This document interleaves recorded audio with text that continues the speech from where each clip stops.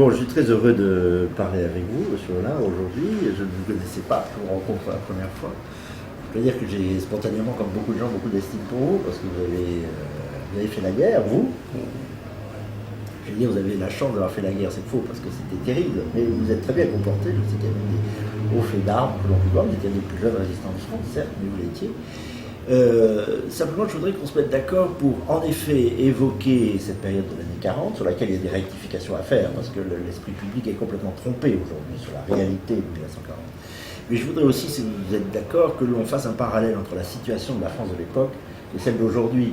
Il y a beaucoup de similitudes. Et laissons les oligarchies du jour commémorer, faussement d'ailleurs, parce que c'est une imposture, c'est une insupportable imposture, la commémoration par Sarkozy de la résistance, parce qu'il ne résiste à rien, il cède à tout. Bon.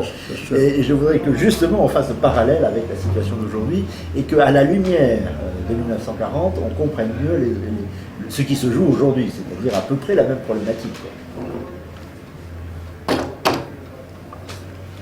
Je suis entièrement d'accord pour voir les choses comme ça, parce que je suis un peu écœuré, comme vous certainement, je l'espère, de la situation de notre pays aujourd'hui. Et je pense que jamais de l'histoire de France ne s'est répétée, ne s'est représentée comme elle se présente aujourd'hui par rapport à 1940. J'entendais tout à l'heure dans ma voiture qu'un drapeau français a été brûlé dans une ville de Provence et remplacé cette nuit par un drapeau algérien. Avant-hier, j'apprenais que des amis catholiques en procession dans la région parisienne ont été physiquement agressés, au cri de vive l'islam et autres. Moi, je pense que la situation est terrible. Et c'est pour ça que je pense que nous devrions aller plutôt vers une réconciliation nationale. Alors que les gaullistes et ceux qui sont devenus gaullistes par la suite, après la guerre et autres, veuillent fêter le 70e anniversaire de l'appel du général de Gaulle, je suis entièrement d'accord. Mais je ne comprends pas. Et vraiment, je me demande ce qui se cache derrière tout ça. Pourquoi, depuis 15 jours, 3 semaines, tous les jours, le maréchal Pétain est attaqué? Moi, je ne peux pas être soupçonné de pétainiste, j'étais gosse pendant la guerre, et dès que j'ai eu l'âge de me battre, je suis rentré dans la résistance. Enfin, je pense qu'actuellement, trop, c'est trop, et qu'il faudrait peut-être rétablir l'histoire telle qu'elle a été, et non pas telle que la rêvent un certain nombre de personnes. Alors, il est certain qu'il y a depuis des années, depuis 30 ans en réalité, depuis Le Chagrin et la Pitié, 1970, un film immonde de Max Ophuls, il y a une déformation systématique de l'histoire visant à faire croire que la France était soumise, volontairement soumise à l'occupant, ce qui est faux, on peut en témoigner d'ailleurs. Et avec des amalgames et des formations de l'histoire insupportables. Je prends un exemple, il y a quelques semaines a été diffusé un film qui, heureusement, paraît-il, n'a pas marché, sur le Veldiv. On entend tout le temps dire la police de Vichy, c'est pas la police de Vichy. À Paris, la magistrature de Vichy était réduite à presque rien, justement. C'était l'Allemagne, c'était le général Auberg qui dirigeait la police française. D'ailleurs, on ne dit pas à cette occasion, c'est une des déformations, que la police française ne s'est pas si mal comportée, puisque l'ordre avait été donné par le général Auberg d'arrêter dans la nuit ou à l'aube 25 000 juifs à peu près. Et il n'y en a même pas eu la moitié d'arrêtés, parce que d'une part, dans beaucoup de commissariats, on a éliminé les fichiers, c'était un acte de résistance, et assez courageux, parce que tout acte de résistance valait cher, coûtait cher. On ne s'imagine pas ce que c'est qu'un pays occupé, ça changeait tout. Et puis aussi parce qu'il y a eu des policiers qui sont allés dans la nuit prévenir des familles, partez, car demain matin j'ai l'ordre de vous arrêter. Le résultat, c'est que la police a plutôt limité les dégâts. Je sais bien que c'est une situation horrible, mais elle est horrible pourquoi? Elle est horrible parce que la France avait perdu la guerre. Et elle avait perdu la guerre à cause de ses oligarchies, à cause de ses partis, à cause de la démoralisation, qui ressemble un peu aujourd'hui d'ailleurs, profonde, ou même du dégoût de soi qui avait déjà pris, comme aujourd'hui, la plupart des élites françaises. Et d'ailleurs, il y a un exemple frappant qui me revient sans cesse à l'esprit comment peut-on dire, cette manifestation du 11 novembre, dont je parle souvent, qui a été de jeunes royalistes d'ailleurs, la première manifestation contre l'occupant, qui a été massivement soutenue par les riverains des Champs-Élysées, des gens descendants, protégeant les étudiants quand les Allemands ont chargé. Il n'y a aucun pays dans lequel il y a une manifestation de refus, à ciel ouvert, de refus de l'occupant. Donc il est faux de dire que les Français aient accepté l'occupation allemande. Il est faux de le dire. Oui, je suis entièrement d'accord avec vous, et ce qu'il y a, c'est que les gens qui n'ont pas vécu cette époque, ou qui n'ont pas lu beaucoup, parce qu'il faut lire beaucoup pour se faire une idée, parce qu'il y a tout un tas d'étrangers qui ont écrit, il y a tout un tas des Allemands, des Américains, des Français. Bon, on peut un peu tirer la leçon de cette histoire. Dire que la France pouvait se redresser en 40 et tout, c'est méconnaître totalement l'état intérieur de la France. Il ne faut quand même pas oublier que le Parti communiste avait été dissous parce que lorsque l'Allemagne s'est alliée à la Russie, le Parti communiste français a fait un demi-tour à 180 degrés et a marché dans le sens de l'Allemagne.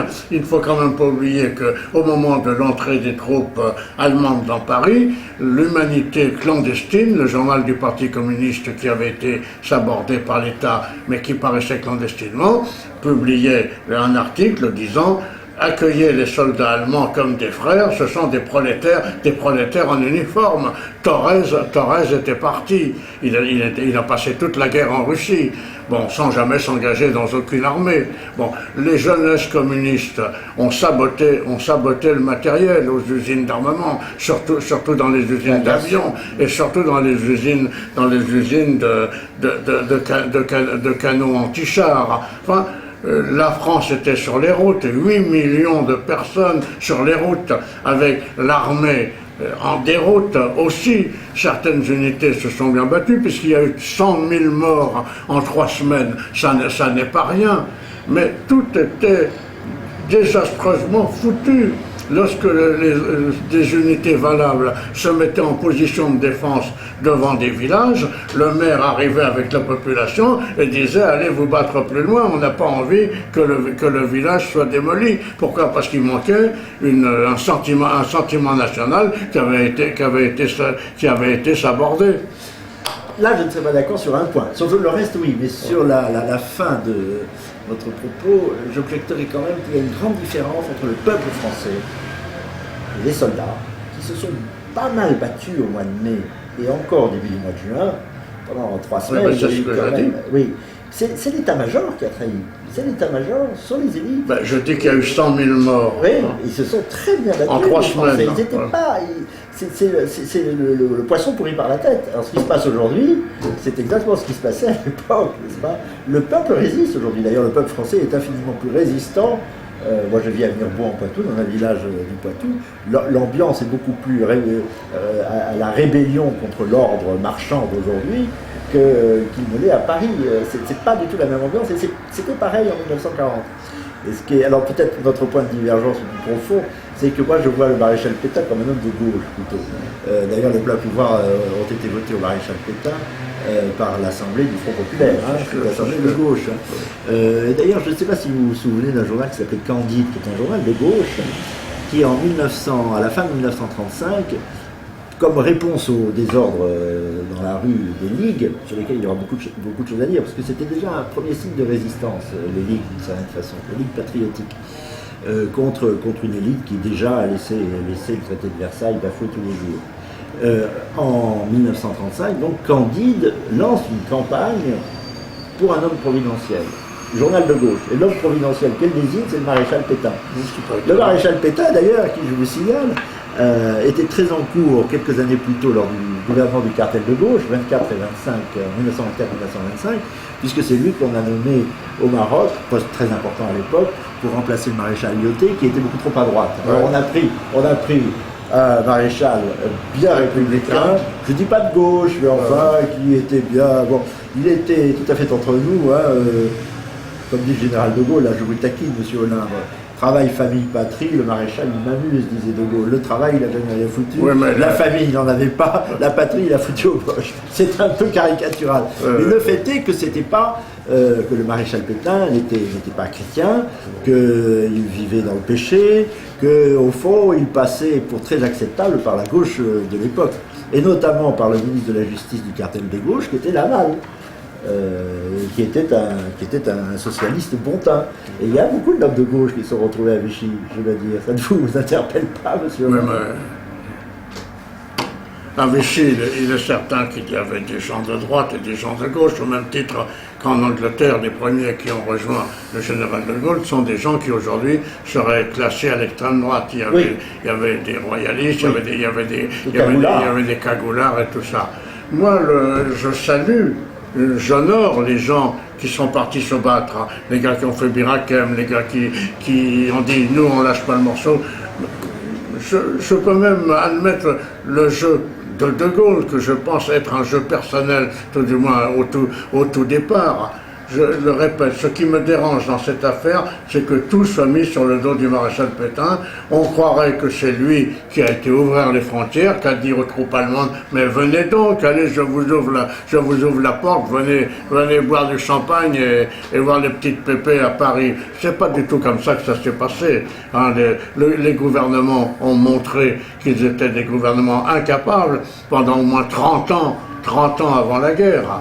Hein, et ce que nous disions tout à l'heure en buvant un pot, c'était la guerre. Eh bien, il ne voulait pas la faire. Mais Adolphe, lui, il préparait ses armées.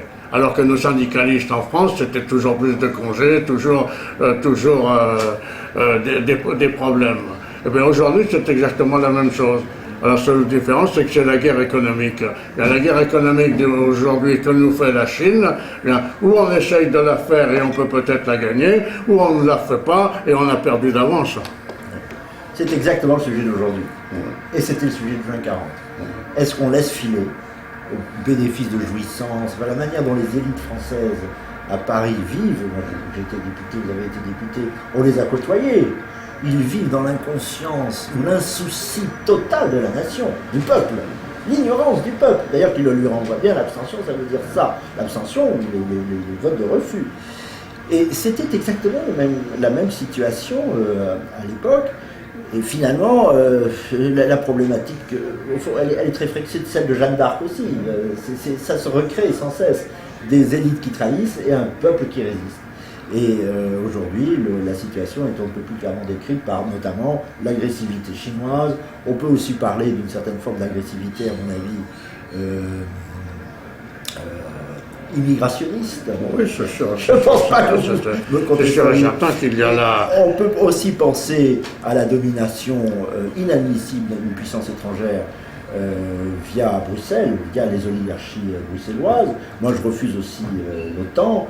Et d'une certaine façon, la problématique est sans cesse la même dans l'histoire. Simplement, c'est là où je loue beaucoup le général de Gaulle. Vous dites qu'il y a une démarche personnelle. Oui, il y a une démarche personnelle. Il y a un homme qui a été entièrement pétri depuis le début de sa vie. Et son père était monarchiste, sa mère était monarchiste. Enfin, chez les de Gaulle, le 14 juillet, on fermait les volets, parce qu'il n'y avait rien à avoir à faire avec la République.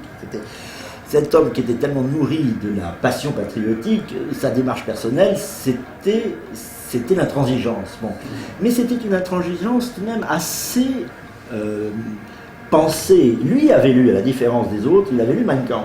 Et il savait, par exemple, il le dit, que Hitler avait pensé, qu'il avait dans ses plans l'attaque de la Russie. Et il se disait en juin 40, tout n'est pas perdu, d'abord parce que la France garde ses forces. La France est une chose éternelle, immémorielle, donc elle reste malgré tout. Il y aura toujours quelque chose qui s'appellera la France, au moins comme peuple, pas simplement comme idée, comme peuple. Puis il y a l'Empire. Et puis il y a aussi l'idée que Hitler, à un moment ou à un autre, ferait des bêtises, enfin des bêtises de son point de vue, n'arrêterait pas sa folie meurtrière et impériale, attaquerait la Russie, et que tôt ou tard, cette déraison, cette hubris grecque, si vous voulez, ce débordement de violence et d'agressivité finirait, parce que c'est la nature des choses, finirait par s'effondrer sur elle-même. Et donc il a prévu le coup d'avant, c'est ça ce que je veux dire. C'est peut-être ce qui nous oppose. Il faut prévoir le coup d'avant, non pas tant simplement contre l'Allemagne, parce qu'au fond, les troupes, là je le reconnais tout à fait, les troupes de la résistance ont été utiles, beaucoup de généraux américains sont convaincus, lors de la libération, retardant le repli allemand, etc. Vous avez bien connu cette époque. Mais il a été aussi très utile vis-à-vis des anglo-saxons, y compris de Churchill. On minimise beaucoup ses mésententes avec Churchill. Churchill est allé jusqu'à l'empêcher de J'ai écrit tout ça dans un bouquin qui se vend très bien. Et puis surtout Roosevelt, qui voulait dépecer la France, qui avait déjà en tête un scénario fédéral pour l'Europe. Il voulait faire 3 petits bouts de France et intégrer tout ça à la Jean Monnet, n'est-ce pas, dans une espèce de vaste Europe des régions. Et De Gaulle, d'une certaine façon, a prévu le coup d'avant et a anticipé la suite qui aurait pu être une mise en coupe réglée après la libération de la France par les alliés anglo-saxons. Et parce qu'il était là, et parce qu'il avait constitué des forces, parce qu'il avait remis la France dans la guerre, eh bien, on a réussi, chose absolument inattendue, sans lui, en tous les cas, ça ne se serait pas produit, à faire de la France un vainqueur, voilà, en 1945. Et c'est pourquoi je lui garde, malgré ce que l'on peut dire sur le trajet, bien des erreurs qu'il n'en fait pas, je lui garde toute mon admiration. Oui, mais il est bien sûr et certain que moi, j'essaie d'être honnête dans toute cette affaire, parce que je pourrais être beaucoup plus sectaire, parce que j'ai payé lourdement pour l'affaire de l'Algérie française. Et là, De Gaulle a bradé l'Algérie française alors qu'on avait gagné la guerre, mais enfin, ce n'est pas l'objet de notre discussion aujourd'hui. Puisque c'est l'anniversaire de l'appel du 18 juin, il a joué un coup. Il a passé le Rubicon. Il a fait son appel, le 17, le 18 ou le 20, peu importe, puisque les 3/4 des Français, 99% des Français ne l'ont pas entendu. Aujourd'hui, ça sera entendu, parce qu'il y a des moyens radio, des moyens télé et autres qui n'existaient pas à l'époque. Ce que je lui reproche, moi, mais ça je le reproche fermement, il a joué son coup à ce moment-là. Il avait, en tant que général, passé le Rubicon. Il pouvait très bien, s'il était arrêté, être fusillé. Mais je vous signale que les Anglais, Churchill, à un moment, en avait marre de Gaulle. Il a donné à Vichy les moyens de capturer De Gaulle. Il a dit voilà, il va partir, il va en Afrique, il va passer par là, par là, par là, par là. Et Pétain a pris le truc, il l'a déchiré, il a dit je ne mange pas de ce pain-là. Donc on pourrait très bien, sur un plan de réconciliation nationale, expliquer tout ça aux Français, parce que c'est nécessaire. Je répète encore, il jouait son coup. Bon, il fallait jouer serré, et il a joué serré. Qu'ils disent à l'époque que le gouvernement de Vichy était un gouvernement illégal. Ah, il n'était pas illégal. Il était en rien illégal. Parce qu'il y a beaucoup de gouvernements qui voudraient avoir les votes que ça se jouait Assemblée nationale et Sénat mélangés, ça se jouait à 3 ou 4 voix. Et lorsqu'il y a eu les pleins pouvoirs qui ont été votés pour le travail, la famille et la patrie, c'est M. Jeannet qui a fait le discours. Travail, famille, patrie, c'est M. Jeannet qui était une tête politique de l'époque, conseiller du président de la République Albert Lebrun, et qui a été ministre du général de Gaulle à la Libération.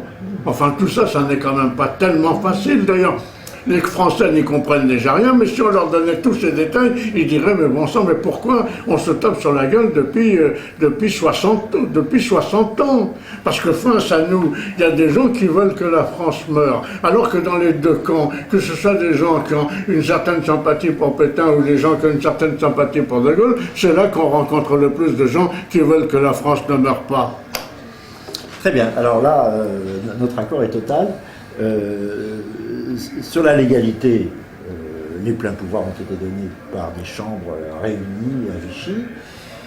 C'est un fait. La légitimité, c'est une autre question. Mais c'est presque une question métaphysique. Mais je crois qu'il faut l'invoquer. Moi, je suis chrétien. Et je pense qu'il y a toujours, c'est pour ça que mon dernier livre, je l'ai appelé « Espérer contre tout ». Je crois qu'on ne se rend pas. On ne se rend pas. Mais ça, c'est pas de l'ordre du droit, c'est de l'ordre du refus spirituel de se rendre. Et c'est aussi ce que j'admire chez le général de Gaulle, c'est que l'idée que la vérité cachée est plus forte que la réalité, aussi désastreuse soit-elle. C'est pareil d'ailleurs aujourd'hui. Nous sommes aussi d'accord sur le phénomène Jeannet, mais qui est symbolique de bien d'autres. Le général de Gaulle a essayé de passer l'éponge autant qu'il a pu, ce qui n'était pas facile d'ailleurs à la Libération à cause de l'énorme puissance communiste qu'il a fallu contenir. Et sans lui aussi, je ne sais pas très bien comment on a peut-être eu une guerre civile, parce que les communistes n'auraient pas été domptés par l'autorité énorme qu'il a eu sur la population à la Libération. Et Jeannet est le symbole d'une volonté de réconciliation. Je me souviens qu'un militant du RPF m'avait raconté une anecdote assez intéressante quand il crée, quelques années après, enfin très peu après la Libération 47, le RPF, beaucoup de partisans du maréchal Pétain avaient pris leur carte du RPF. Et il s'est trouvé des sectaires, comme il y en a partout, dans tous les partis, on le sait, pour dire non, celui-là il s'est mal comporté pendant la guerre. Et le général de Gaulle toujours a dit l'importance n'est pas... Mais moi j'étais en carte au RPF. Alors, je me demandais si vous l'étiez pas. J'étais pas pétiniste pendant la guerre, puisque... Oui, vous avez été militant du RPF. Oui. Eh bien, le RPF était une belle preuve d'une réconciliation possible des Français. Oui. Et les Français ne veulent qu'une chose, c'est leur unité. Parce que ce qu'il ne faut quand même pas oublier au sujet de la situation en 1940, c'est que l'Angleterre était à deux doigts d'avoir perdu la guerre. Elle a pu rembarquer ses troupes à Dunkerque parce qu'Adolphe a donné ordre d'arrêter. Les blindés allemands sont arrêtés. Ça ne veut pas dire que les combats de Dunkerque n'ont pas été terribles. Ça a été terrible et c'est une très très grande épopée militaire. Il ne faut pas oublier non plus que si les Anglais ont pu rembarquer, c'est que des milliers de Français sont morts. Il y a des divisions complètes qui se sont heurtées face aux Allemands qui arrivaient. Et à ce moment-là, l'Angleterre rembarque, c'est Dunkerque, les communistes sèment la panique en France, parce que ça aussi, si on n'en parle pas, et si on ne parle pas, comme je vais le faire, de Marcel Kébir, on ne peut rien comprendre à la situation. Il y a un certain nombre de gens qui, avec De Gaulle ou sans De Gaulle, disent l'Angleterre n'est pas battue, on va aller se battre. Dans le même temps où quelques dizaines de volontaires partaient, des milliers de types qui étaient militaires en Angleterre, rentrant de Narvik ou d'ailleurs, ou ceux qui ont été transportés de Dunkerque en Angleterre, rentraient en France. Très peu de monde rejoint De Gaulle. Très peu. Et à ce moment-là, il se passe Marcel Kébir. Marcel Kébir, c'est l'attaque de la marine française qui est à quai dans un port, le dos tourné à la mer pour être ancré à terre, et les Anglais nous tuent 1300 marins. Nous tuent. Nous mettent pas hors de combat, nous tuent 1300 marins. Les gens qui ont fait la guerre voient ce que ça peut donner comme blessés, comme amputés et tout. Et le même jour, à la même heure en Angleterre, les troupes anglaises assaillent les bateaux français qui se sont rendus là-bas. Ils les prennent à l'abordage et il y a 2 officiers français qui sont tués, des matelots français qui sont tués. Ça donne quand même à réfléchir aux gens. Alors aujourd'hui, ces gens qui sont incapables de réfléchir à 2-3 bricoles, disent « Ah mais moi j'aurais fait ci, moi j'aurais fait ça ». Non, il faut avoir été sur place pour dire « J'aurais fait ci, j'aurais fait ça ». Voilà, moi j'ai eu quelques fois dans ma vie à prendre des décisions. Bon, c'est toujours facile de dire « Ah, il aurait dû faire ci, ah, il aurait dû faire ça ». Mais quand on est dans le merdier, quand on est en face du truc, qu'il faut prendre une décision qui a la vie de sa famille qui en dépend, qui a tout ça qui joue et qui tombe dans la balance, eh bien, c'est différent de ce que peut raconter un gars qui n'a pas connu tout ça. Je suis content que vous parliez de Marcel Kébir, qui est un drame absolu, en effet, et qui prouve, c'est un peu ce que je disais tout à l'heure, que, hélas, c'est encore une phrase du général de Gaulle, je pense qu'il n'était pas seul à l'avoir prononcé, les États sont des monstres froids. Et que l'Angleterre, au fond, n'était pas mécontent de voir la France, sa rivale, au moins maritime, mais à bien des égards, en situation d'infériorité telle qu'il était possible de lui couper les pattes une fois pour toutes, notamment couper la marine. Il y a eu c'est ça la guerre. Et c'est même ça la vie internationale. Les États se comportent comme des chiens les uns avec les autres. Et quand il y en a un qui a genou à terre, les rivaux, même s'ils sont en même temps alliés, en profitent pour les amoindrir encore. Et justement, c'est ce que je dis, il a fallu précisément, et Dieu sait que les relations ont été plus courageuses, puisque Churchill a essayé d'éliminer le général de Gaulle. C'est très intéressant, parce que ça les Français ne le savent pas. Prouve bien que finalement nous étions seuls contre tous. Et j'admire le général de Gaulle d'avoir réussi à tenir tête à la terre entière, d'une certaine façon. Admirer quand même que c'était un fameux cabochard. Sur un point particulier, Narvik, et ça corrobore ce que nous disons l'un et l'autre, lorsque les soldats français sont revenus de Narvik, beaucoup ont été captés par les Anglais, qui les ont enrôlés dans les troupes anglaises. Et les premiers de la France libre étaient estomaqués de voir des gens arriver malgré tout, parce qu'il y a quand même eu 6000 soldats de la France libre qui ont défilé le 14 juillet à Londres, avec quand même un début de quelque chose. C'était faible, mais c'était un début de quelque chose. Ils disaient tous, mais c'était très difficile de vous rejoindre, parce que dès qu'on arrive en Grande-Bretagne, les services des douanes ou les services portuaires britanniques nous dirigent vers les armées britanniques pour nous détourner de la France libre. Donc l'Angleterre n'a pas joué franc jeu, ça c'est un fait. D'où le fait qu'il y avait en effet peu de monde au début, puis petit à petit ça a beaucoup grossi dans les premiers rangs de la France libre. Oui, la Légion étrangère, entre autres la 13e de brigade de Légion étrangère, a fourni pas mal de monde, mais elle a été amputée du fait que beaucoup de ces légionnaires étaient d'origine allemande. Alors ils ont été rapatriés à Vichy, en zone libre, et Vichy les a envoyés en Indochine. C'est ainsi que le 5e étranger au Tonkin était à base avec beaucoup d'Allemands. Mais il y a eu aussi un tas de gens qui ont été déçus par l'accueil qu'ils avaient à Londres, hein, et le fait aussi, je pense, que Pétain représentait quelque chose. Moi, je ne veux pas défendre Pétain à mort, il a eu des torts sur certaines choses, c'est vrai, mais qui n'en a pas? Mais ce que je dis, et je le dis aux jeunes qui m'écoutent et qui me croient, je dis ce type était en retraite en 1914. Au début de la guerre de 1914, Pétain était en retraite de colonel. Il a été rappelé, et quand ils lui ont refilé le pouvoir, parce qu'on peut dire qu'ils l'ont refilé avec le bébé et l'eau du bain, allez que le vieux se dépatouille avec ça, il avait 84 ans. 84 ans, c'est quand même pas rien. Alors, deux choses à dire là-dessus. Est-ce en raison de son âge? Est-ce en raison du fait que sa participation magnifique à la guerre de 14-18 l'avait un peu fixé sur les conditions de la guerre de 14-18 et qu'il n'avait pas vu les développements techniques extrêmement rapides de l'entre-deux-guerres, que très peu de gens ont vu, mais que De Gaulle avait vu d'ailleurs, puisqu'il avait souhaité finalement nous a écrasé des divisions cuirassées, des blindés. Mais le maréchal a été un peu en retard dans la préparation de la guerre, comme chef d'état-major, ministre de la guerre.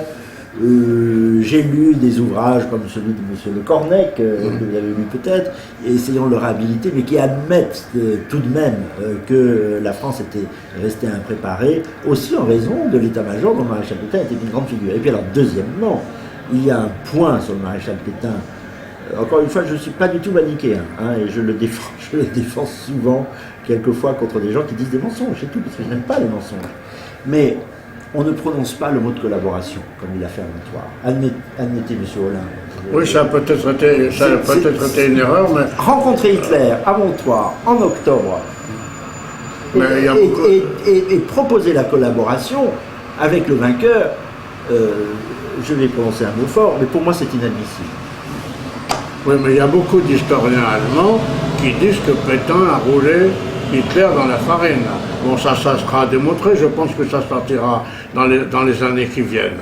Bon, ça sera aux jeunes de voir. Moi, je me pencherai sur le problème. Enfin, j'ai 81 ans maintenant.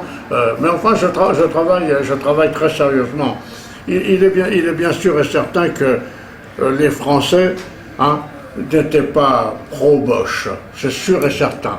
Moi, lorsque je suis rentré d'exode. J'ai fait l'exode, mais nous étions partis parce que tous les hommes de la famille étaient à l'armée et toutes les femmes de la famille s'étaient réunies et nous étions partis en Auvergne dans une maison familiale là-bas. Et j'ai donc vu, comme mes cousins et tout ça, passer l'armée belge, l'armée française et les réfugiés. Lorsque Pétain a demandé l'armistice, les dames de la Croix-Rouge distribuaient des photos du maréchal Pétain et les femmes embrassaient la photo du maréchal Pétain. Les trois quarts des Français lui étaient reconnaissants de leur avoir évité les horreurs de la guerre que beaucoup avaient connues par les mitraillages et surtout d'ailleurs du côté italien, encore plus que du côté allemand, qui ne faisait pas dans la dentelle. Hein. Lorsque Jean-Marie Le Pen dit, par exemple, et il est presque condamné, il est poursuivi, il dit la situation en France a été moins grave que dans certains pays d'Europe, tels la Pologne, la Hollande et tout ça, c'est totalement vrai. Le pays a quand même été géré pendant des années et on ne peut pas non plus, si on veut faire de l'histoire, ne pas dire que les communistes, voulant faire oublier qu'ils avaient collaboré avec les Allemands, ils ont saboté. Oui, mais ils ont collaboré parce qu'ils ont fait des approches aux Allemands pour remplacer le gouvernement de Vichy. Et ils pensaient que Moscou allait les aider dans ce sens-là. Moscou ne les a pas aidés. Enfin, c'est quand même loin tout ça. Ils ont été très loin. Et alors après ça, eh bien, il fallait qu'ils se fassent pardonner. Et c'est eux qui ont lancé les premiers attentats. Alors que De Gaulle disait qu'il ne fallait pas faire d'attentats, eux en ont fait, hein, et le patron de l'humanité, Cachin, qui était en prison, qui avait été arrêté, hein, et qui a été libéré après, a fait un communiqué qui a été reproduit en affiche par les Allemands et collé sur les murs, disant « Je ne conseille pas à mes amis hein, de faire des attentats parce que c'est le peuple qui paye ». J'ai la citation exacte dans mon bouquin, mais enfin les gens qui nous écoutent et qui nous regardent verront bien ce que je veux dire. Moi je crois que le drame de la France, c'est qu'on n'a pas voulu dire la vérité et qu'on ne dit pas la vérité aux Français. Quand je vois comment les partisans de l'Algérie française dont je suis toujours, hein, ont été traînés dans la boue, alors qu'on ne raconte jamais ce qu'a fait le Parti communiste en France. Ne serait-ce qu'après la libération, ne serait-ce qu'au moment de la libération, les sabotages, la descente dans la rue de milliers, de dizaines de milliers de gars qui coulaient du béton sur les lignes de chemin de fer, qui attaquaient l'armée, à tel point que des gouvernements de gauche avaient donné autorisation et ordre à l'armée et à la police de tirer dans le tas. Alors on oublie un peu tout ça. Eh bien, je dis, c'est vouloir faire de la mayonnaise sans œufs, sans huile et sans bol. Voilà. On ne peut pas raconter l'histoire de France si on ne raconte pas tout. Et là, eh bien, nous avons le 70e anniversaire. On va entendre les éloges du général de Gaulle. C'est bien de la part des gens qui sont gaullistes, mais ça n'apprendra pas aux Français dans quelle situation était la France quand on l'a donné au maréchal Pétain. Voilà. Alors c'est là où nous sommes en plein dans les équivoques, parce qu'en effet le Parti communiste s'est très mal comporté, mais finalement il s'est rallié au maréchal Pétain. C'est d'ailleurs comme ça que le ministre du Travail a été Roger Belin, le patron de la CGT, le ministre du Travail de Pétain. Ça, les gens ne comprennent pas quand on rappelle des choses qui sont des faits historiques, mais qui ne sont ni à l'honneur du Parti communiste, ni du maréchal Pétain. C'est difficile à expliquer. C'est difficile à expliquer. Mais une erreur qu'a fait le maréchal Pétain tout de même, c'est pire qu'une erreur, à mon avis c'est une faute. C'est le 17 juin avoir dit il faut tenter de cesser le combat. Il n'a pas dit il faut cesser le combat, il faut tenter de cesser le combat. Mais quand même, ça a été compris par les troupes qui se battaient comme l'arrêt. Et c'est une erreur, on ne connaissait même pas les conditions. Ça c'est sûr et certain, il y a eu là une mauvaise diffusion. Parce que ça a valu à la France 1 million de prisonniers. Les gens après ils ne se battaient plus, ils étaient chopés comme des lapins. Une mauvaise diffusion de l'information. Il faut mettre ça dans le contexte de la grande pagaille à l'époque. Et quand vous dites que l'appel du 18 juin n'a pas été très entendu, il y a quand même des gens qui l'ont entendu, il faut pas exagérer, y compris dans ma famille. Simplement, le lendemain, on en parlait beaucoup dans ma famille. On me dit, mais moi, j'ai pas entendu un grand-oncle me dit, mais dès 9h du matin, il était bijoutier à Libourne. Un de mes clients s'est précipité dans ma boutique, il m'a rien acheté, mais il me disait, mais j'ai entendu hier à la radio de Londres, donc le bouche à oreille, tout n'est pas perdu, il y a un général qui se bat à Londres, etc. Et puis ensuite, dans les jours suivants, on s'est mis à écouter Radio Londres. Le discours du 22 juin a été très, très, très écouté. Celui du 18 peu. Et puis il y a beaucoup de journaux qui continuent à paraître librement et qui ont diffusé le message du 18 juin. Donc il faut qu'il n'ait pas été écouté. Je croise le fer avec Régis Debray dans mon ouvrage Espérer contre tout sur ce sujet, parce qu'il y a beaucoup de déformations et de simplifications. Mais ce nœud du 17 et 18 juin, là, il dit beaucoup de choses pour l'avenir, en effet. Et je trouve que celui qui a bien vu, je le dis sans acrimonie, celui qui a compris ce qui allait se passer avant tout le monde et qui a entraîné un nombre de Français de plus en plus grand, c'est quand même le général de Gaulle. Oui, enfin moi je ne me lève pas la nuit pour crier à bas de Gaulle, ni pas plus que je me lève la nuit pour crier vive Pétain. Je voudrais que l'histoire de France, celle qui est enseignée à nos enfants, pas celle que nous connaissons nous, parce que nous sommes des gens sérieux, qui lisons, qui nous entretenons l'esprit et qui ne prenons pas tout pour argent comptant, j'aimerais que les choses soient rectifiées.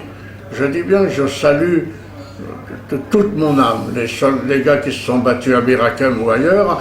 Pour moi, ça s'est joué à 2-3 ans. J'aurais eu peut-être 2 ans ou 3 ans de plus, je serais peut-être parti, j'aurais fait Bir Hakeim ou autre. Mais les choses ne se sont pas passées aussi facilement qu'on veut bien le dire. Et la libération de la France a été le fait des troupes gaullistes qui atteignait à ce moment-là environ 60 000 hommes, et l'armée d'Afrique qui avait reformé Végan et qui, avec 170 000 pieds noirs, presque 20 classes de pieds noirs rappelés, et ce que M. Debouze appelle les indigènes, mais les gens qui croyaient en la France et qui les 3/4 étaient engagés et non pas raflés sur le terrain et à qui on donnait un fusil. L'armée d'Afrique a été aussi une grande et belle aventure. Donc, à la sortie de tout cela, moi, mon bouquin sur De Gaulle, je l'ai fait avec des archives, j'ai travaillé sur archives. Moi, je suis un ancien soldat, je n'ai fait que la guerre dans ma vie, et ensuite j'ai quand même travaillé de mes mains, mais je répète que je lis beaucoup. Eh bien, tout ça est beaucoup plus compliqué qu'on ne veut bien le dire. Alors, à propos de Bir Hakeim, je suis content que vous l'ayez cité à 2 reprises d'ailleurs, mais il faut dire quelque chose que les gens ne comprennent pas quand ils ne connaissent pas, comme vous dites, les détails. À Bir Hakeim, l'armée française, c'est la première victoire des forces françaises libres. Et en effet, ça aurait été bien que vous y soyez, mais vous étiez vraiment trop jeune pour le coup. C'est une guerre, c'est une bataille magnifique, infériorité numérique et même d'armement des Français. Mais ils se battent pour arrêter les troupes allemandes. Et peut-être que sans cela, les troupes allemandes eussent envahi l'ensemble de la France. Ah non, mais c'est pas peut-être, c'est sûr.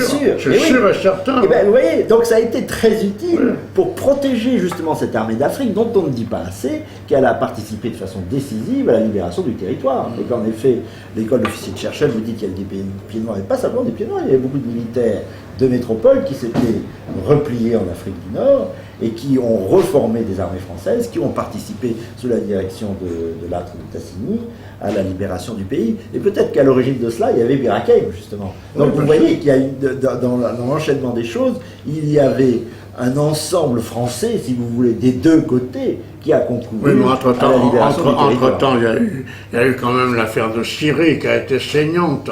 Là aussi, il faut bien comprendre que les gars qui en ont pris plein la gueule en Syrie, qui se sont fait bombarder par les Anglais, attaqués très durement par les Australiens, et De Gaulle avait mis un petit corps expéditionnaire aux côtés des Anglais. Tout ça, ça n'est pas facile à comprendre. Ils auraient dû se rallier, ils auraient dû... Quand vous vous faites tirer sur la gueule, hein, vous ne réfléchissez pas de la même façon que quand vous êtes dans votre salon, hein, en train de boire un scotch avec des amis. Oui, il est bien certain que moi j'ai passé ma vie à me battre. Hein. Maintenant je me bats par la parole et par la plume. Bon, je sors pas mal de bouquins, mais mon dernier qui attaque De Gaulle, quand j'étais parti, je faisais ce bouquin parce que je n'étais pas d'accord avec la fin de la guerre d'Algérie. Bon, je me suis battu jusqu'au bout pour que l'Algérie et le Sahara restent français. Et c'est en étudiant l'histoire, toute l'histoire de France, et en lisant énormément de livres, j'ai dû lire 60 livres, très sérieusement, à noter et autres, que ce bouquin est devenu presque anti-gaulliste. Mais je fais ça par respect pour les gens qui ont cru à un combat. Et je le disais tout à l'heure, mais je répète que un des drames de la France encore aujourd'hui, c'est le fait que De Gaulle ait décrété que le gouvernement de Pétain était illégal et qu'à la libération, des gens qui étaient fonctionnaires et qui n'avaient pas fait de crime ont été condamnés parce qu'ils avaient obéi à ce gouvernement soi-disant illégal. Eh bien, ça nous pose des problèmes encore aujourd'hui, ah, c'est mon avis, ah, ça nous pose des problèmes aujourd'hui où beaucoup de hauts fonctionnaires n'osent plus prendre de décision. Plus personne ne prend de décision, et ça c'est catastrophique. Ah ça, si vous voulez que nous parlions de l'autorité de l'État, je suis entièrement d'accord. Mais les questions se reproduisent éternellement. On voit, et ce ne sont pas des questions politiques en réalité. Et c'est pour ça qu'on est sans cesse ramené à la question de la guerre. Parce que les questions sont morales, au fond. On se rend compte que ce qui fait le comportement d'un homme, c'est d'abord sa structure mentale, sa structure morale. Et je crois justement que l'appel du 18 juin est un acte moral avant d'être un acte politique. C'est aussi pour ça que je l'admire. Mais je voudrais vous répondre sur la Syrie et sur le titre, à mon avis, très excessif de votre livre, M. Hollande. Et d'ailleurs, vous venez de l'admettre, mais il faut bien faire un titre. Bon. La question des divisions ou de l'unité. Parlons de la Syrie, par exemple. Les coupables, ce n'étaient pas les gens qui sur place se battaient entre eux, du côté britannique, certains Français, et les Français du général Dens, qui commandait les troupes françaises en Syrie.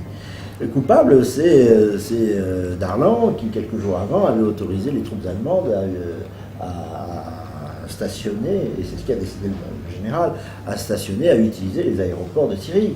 Mettre à la disposition de l'occupant des territoires d'outre-mer qui n'étaient pas physiquement occupés par les troupes allemandes, c'était tout de même, encore une fois, je ne dis pas que c'est le fait du peuple français, c'est le fait, là, en l'occurrence, de Darlan.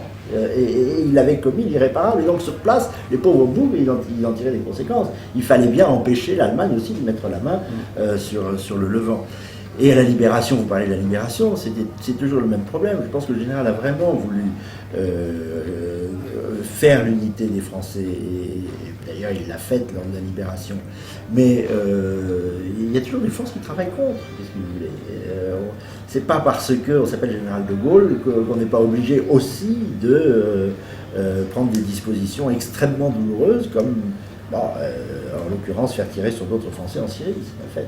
Mais ça avait une signification par rapport à l'ensemble de la géopolitique de la guerre, malgré tout. Oui, mais il y a quand même une chose. Moi, je suis d'accord sur beaucoup de points, parce que je les ai étudiés, et je pense que je n'ai pas fini, parce que sur cette guerre qui a duré quand même plus de 5 ans, qui a été mondiale, il y a encore beaucoup de choses à apprendre. Mais on parle, pour ainsi dire, pas de l'armée allemande qui était en France. Pétain n'a pas fait ceci, Pétain n'a pas fait cela. Pourquoi il n'a pas dit ci, pourquoi il n'a pas fait ça. Mais enfin, l'armée allemande, c'était pas la grande vadrouille. Hein? Ils regardent des films, La Grande Vadrouille, où tous les Allemands étaient des nigauds, des gros imbéciles, hein, des mangeurs de choucroute. C'était pas ça l'armée allemande. C'était une armée disciplinée, c'était une armée encadrée, une armée qui avait ses méthodes, hein, et elle occupait le territoire. Alors, c'était pas tellement facile, hein, au gouvernement de faire ce qu'il voulait. Lorsque notre président de la République, M. Sarkozy, tout dernièrement, accuse le maréchal Pétain, hein, de n'avoir rien fait pour que les Alsaciens-Lorrains ne soient pas enrôlés dans la Wehrmacht, mais l'Alsace-Lorraine avait été annexée par l'Allemagne. Et lorsqu'on prend les communiqués de Pétain, quand on se penche un peu sur la vie à Vichy, on s'aperçoit qu'une de ces grandes possibilités d'intervention, c'était d'intervenir justement pour les peuples alsaciens et lorrains. Il l'a dit constamment. Mais enfin, là aussi, comme tout le reste, on ne peut pas traiter tous ces problèmes si on ne met pas en place une armée allemande qui occupe la France. Voilà, nous sommes occupés. C'est pas partout la terreur, mais c'est une discipline de fer et par moments des rafles et ensuite à la fin des exécutions sommaires, enfin un tas de choses. Mais c'est une armée présente et qui jusqu'au bout représente une force colossale. Alors oui, je suis entièrement d'accord avec ça. Si j'étais polémique, je dirais que non seulement l'armée allemande était disciplinée, mais elle s'est montrée à de nombreuses reprises inhumaine. Et vous comprendrez, monsieur Hollande, pourquoi j'utilise le mot inhumain, parce que Jean-Marie Le Pen, le président de votre parti, m'a beaucoup choqué un jour où il a dit que l'occupation allemande n'a pas été spécialement inhumaine et que même Oradour était un peu surfait. Là, je dois dire que vous rétablissez les choses. Il y avait une force d'occupation allemande disciplinée et qui s'est montrée en de multiples circonstances féroce avec des Français, détruisant des villages entiers, tuant des berceaux. Ça ne s'est pas passé simplement à Oradour, ça s'est passé dans l'Ariège, ça s'est passé en Bretagne, tuant des enfants au berceau, à la mitrailleuse, tirant sur des enfants dans des berceaux pour châtier des villages entiers qui avaient protégé des maquisards ou bien des aviateurs américains ou allemands. Ou anglais, excusez-moi. Donc c'était une armée féroce. Et je suis très content que vous la remettiez en scène, cette armée allemande, parce qu'elle sort de l'esprit. On a l'impression que tout à coup, la France s'est vouée. Mais non, elle n'était plus la France, justement. Et c'est bien ce que dit le général de Gaulle. La France qui est occupée, ça n'est plus la France. Et un gouvernement, là nous ne sommes pas d'accord, un gouvernement comme celui du maréchal Pétain, qui n'a pratiquement plus d'armée, qui a une police désorganisée, qui en grande partie d'ailleurs obéit à l'ennemi dans toute la zone occupée, et à partir de 41... 42 Oui, 42, à partir du moment où les Allemands franchissent la ligne de démarcation, c'est eux qui mènent le bal. Et donc pourquoi on est féroce contre nous-mêmes et qu'on ait toute indulgence, peut-être pour nous faire passer la pilule européenne. Aujourd'hui, l'idéologie est très indulgente avec l'occupant allemand, alors qu'il était féroce, et on est féroce en revanche vis-à-vis des Français, dont je répète que le seul tort est d'avoir été battu. Mais tout de même, il ne faut pas accepter d'appeler État à partir d'un certain moment. Ça n'était plus un État, je parle du gouvernement de Vichy, qui n'a plus d'armée, qui a une police qui obéit directement à l'occupant. Même le préfet de police, on a découvert que le préfet de police avait favorisé la manifestation du 11 novembre dont je parlais tout à l'heure. Bon, ce sont les Allemands qui exigent son remplacement et qui désignent son successeur. Donc on a affaire à un gouvernement, le gouvernement du maréchal Pétain, qui finit par ne maîtriser plus rien. Donc à partir d'un certain moment, on dit, ben non, il ne peut pas être à la France. Voilà. C'est peut-être ce qui nous oppose le plus. Oui, enfin, pas tant que ça d'ailleurs. Ça nous oppose. Dès l'instant où la vérité est dite, moi je me contente pour l'instant de cela. Je suis content que nous ayons discuté ensemble et que nous soyons tombés d'accord sur ce qui est nécessaire pour la France d'aujourd'hui. Voilà, on peut très bien être gaulliste, vous l'êtes. Moi, je ne suis plus gaulliste depuis l'affaire d'Algérie. Mais ce qui m'intéresse, c'est la France de demain. La France d'aujourd'hui qui va déboucher sur la France de demain. Et je pense que là, il va falloir un courage comme les Français n'en ont jamais eu. Parce que je pense que la situation est encore pire qu'en 1940. Elle est pire qu'en 1940, vous avez raison, parce qu'on a l'impression que l'âme française est atteinte, que c'est la civilisation même qui est atteinte. Et de ce point de vue-là, vous continuez à résister, et moi aussi je continue à résister d'une certaine façon. Je ne reviens pas sur la question d'Algérie, parce que moi je suis un peu comme Jeanne d'Arc. Je considère que j'aime beaucoup les Anglais à condition qu'ils restent chez eux, si vous voyez ce que je veux dire. Enfin, chacun chez soi. Bon. Donc, d'une certaine façon, les choses se sont passées de telle sorte qu'elle ne pouvait pas se passer autrement. En réalité, je ne serais pas tout à fait favorable aujourd'hui à avoir doté de la nationalité française 30 ou 35 millions d'Algériens. Mais ne parlons pas de l'Algérie, parlons d'aujourd'hui. Et parlons de ce qui se passe et de ce qui nous réunit d'une certaine façon. Mais à travers nous, la majorité du peuple français, ils n'acceptent pas la façon dont les choses sont menées. Et il faut dénoncer sans cesse ceux qui prétendent les gouverner et qui ne gouvernent plus rien. Ils sont un peu dans la situation d'un gouvernement de pacotille, justement. Qu'est-ce qu'ils font? Ils obéissent, ils jouent les carpettes pour les oligarchies de Bruxelles, de Washington, pour le démantèlement général des nations. Et il faut appeler le peuple français à se débarrasser de ces oligarchies. C'était la situation, et c'est en gaulliste que je parle, mais en gaulliste qui refuse le gaullisme de salon. Parce que je suis comme vous, les gaullistes d'aujourd'hui, ce sont des marionnettes dérisoires. Enfin, ceux qui se prétendent gaullistes et qui gouvernent ou qui prétendent gouverner ce pays sont vraiment, on est dans la pantomime, on est dans la grimace. Et la commémoration du 18 juin, telle qu'elle est organisée par M. Sarkozy, il y a quelque chose qui, pour quelqu'un qui est attaché au général de Gaulle, est insupportable. Mais ça fait rien, on se dit que comme en 1940, ils seront balayés par l'histoire. Et le peuple français reste dans sa permanence, à mon avis, très attaché à son indépendance, c'est-à-dire fier de lui-même. Et je pense que c'est une répétition générale, 40 et 45. On se débarrassera aussi des fantoches. Espérons.